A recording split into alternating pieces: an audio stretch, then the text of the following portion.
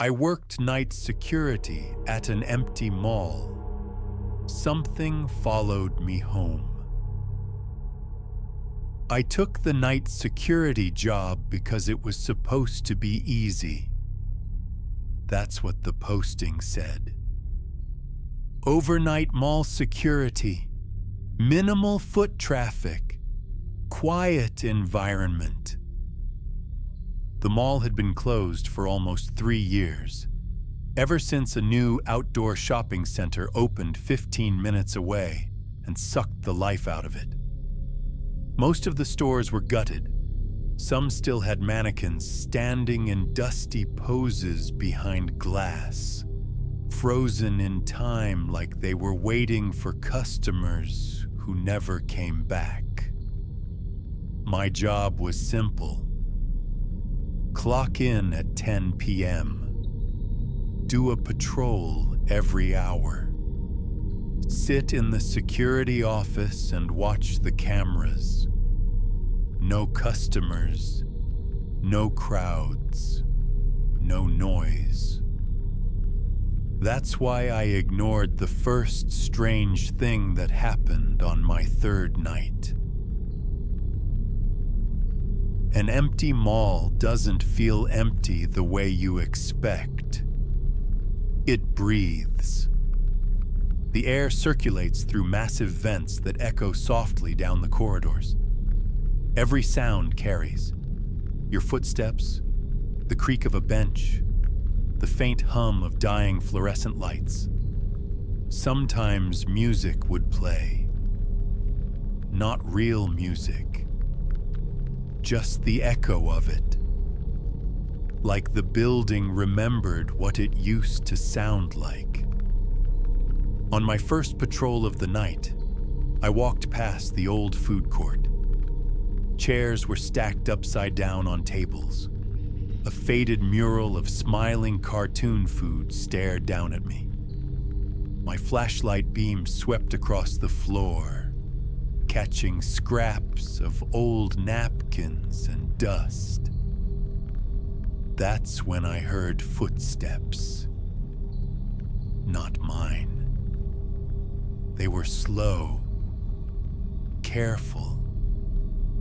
Somewhere behind me. I stopped walking. The footsteps stopped too. I turned around.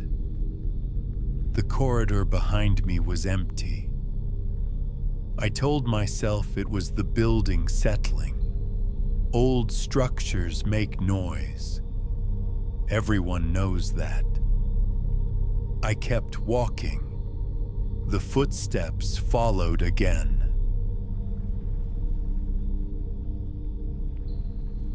Back in the security office, I checked the camera feeds.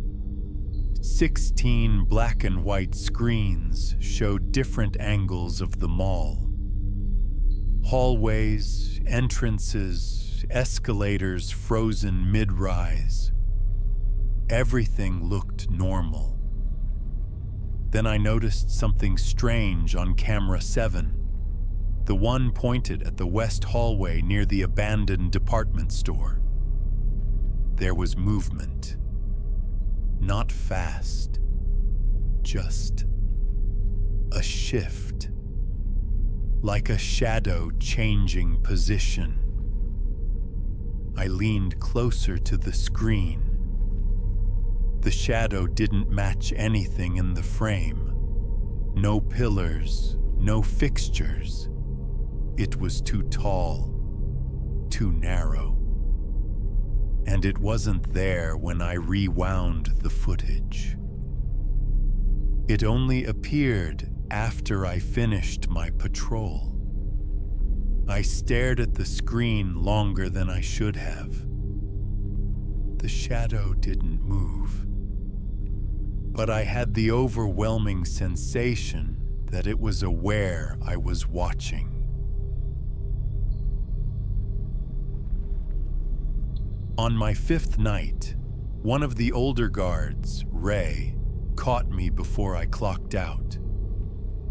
"Don't stay late," he said. I laughed. I work overnight. He didn't smile. I mean, after your shift, he said.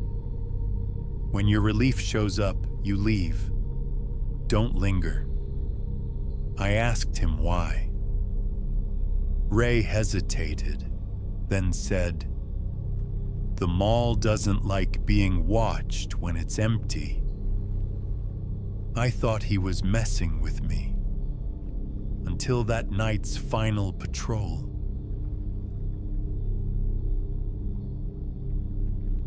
I was passing the old clothing store near the center atrium when I saw it. One of the mannequins had moved. I know how that sounds, but I know where they were positioned. The store had been sealed for years, plastic covers taped over the entrance. No one went inside. Yet one mannequin now stood inches from the glass, its featureless face turned toward the hallway, toward me. My reflection overlapped its blank eyes. I backed away slowly. The lights flickered. When they steadied, the mannequin was still there, but its head was tilted slightly to the side, like it was listening. After that night, things escalated. Footsteps stayed closer.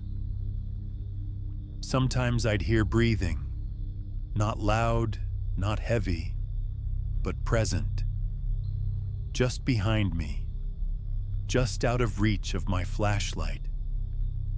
Camera feeds would glitch whenever I passed certain areas, static crawling across the screens, time stamps skipping forward by minutes I couldn't account for.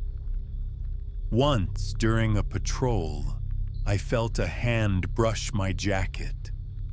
I spun around, heart hammering. Nothing was there. But when I got back to the office, there were fingerprints on my shoulder. They weren't mine. They were too long.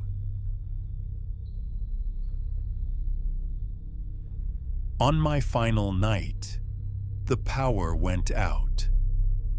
Not completely, just enough to plunge the mall into emergency lighting. Red exit signs glowed like warning eyes. The air felt heavier, thicker. The footsteps were constant now. I didn't bother turning around anymore. I could feel it behind me, following, learning.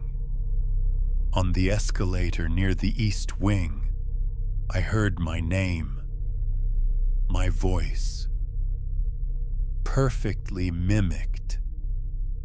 It came from behind the glass storefronts, from places nothing should be standing. I ran, all the way back to the security office, locked the door, watched the cameras. Every screen showed the same thing.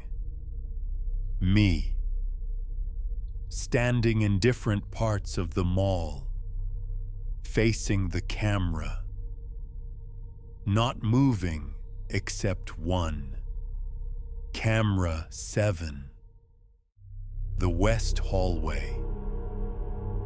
That screen was empty until something stepped into view. Tall, wrong. Its shape bent unnaturally, like it hadn't decided how to look human yet. It leaned toward the camera and smiled. I quit that night. Didn't give notice. Didn't explain. I told myself whatever I'd experienced stayed in that mall. I was wrong. The first night home, I heard footsteps in my apartment hallway. Slow, familiar. The second night, my reflection lagged behind me in the mirror. The third night, I woke up to breathing beside my bed. I haven't slept since, because whatever watched me in that mall never learned how to stop following.